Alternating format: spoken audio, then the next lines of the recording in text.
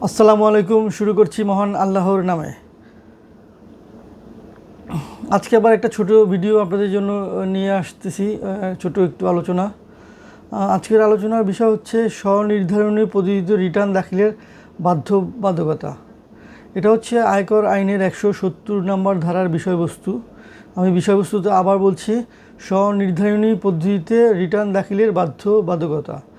এই ধারার উপধারা 1-এ বলা আছে, ধারা 166-এর অধীন রিটার্ন দাখিলের আইনানুগ বাধ্যবাধকতা রহিয়াছে।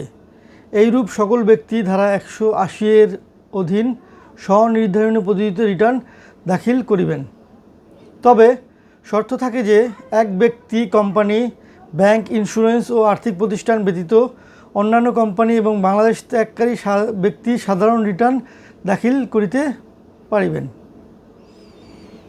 2 উপধারাতে বলা আছে, এই অংশের উদ্দেশ্য পূরণকল্পে সাধারণ রিটার্ন অর্থ ধারা 183 বা 184-এর অধীন কর নির্ধারণের জন্য দাখিলকৃত রিটার্ন বুঝাইবে।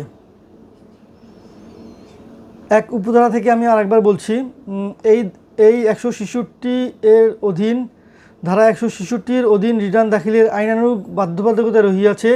এইরূপ সকল ব্যক্তি ধারা 180-এর অধীন স্বনির্ধারিত পদ্ধতিতে রিটার্ন দাখিল করিবেন। তবে এই ক্ষেত্রে শর্ত থাকে যে এক ব্যক্তি, কোম্পানি, ব্যাংক, ইন্স্যুরেন্স ও আর্থিক প্রতিষ্ঠান ব্যতীত অন্যান্য কোম্পানি এবং বাংলাদেশ ত্যাগকারী ব্যক্তি সাধারণ রিটার্ন দাখিল করিতে পারিবেন। 2 উপধারাতে বলা আছে, এই অংশের উদ্দেশ্য পূরণকল্পে সাধারণ রিটার্নের অর্থ 183 বা 184-এর অধীন কর রিটার্নের জন্য দাখিলকৃত রিটার্ন বুঝাইবে। আজকের মতো বিদায় নিচ্ছি। সবাই সুস্থ থাকবেন, ভালো থাকবেন এই কামনায়। আল্লাহ হাফেজ।